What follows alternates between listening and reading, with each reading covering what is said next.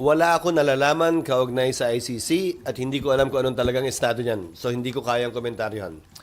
Kaugnay ng paglalaglag, ang narinig ko kahapong sinabi niya ay ito, I am willing to take full responsibility. Me. Just me. Ang problema ko doon sa pahayag na yon ay ito. Siya yung walang kaso eh. Lahat ng mga PNP chief na nandun dati at chief of police ng Davao ay walang mga kaso kaugnay sa pagpatay.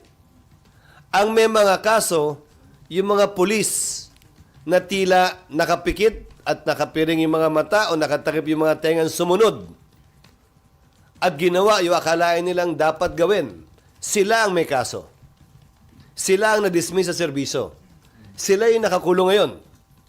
So, ang tanong ko, paano mo i-operationalize yun na ako lang?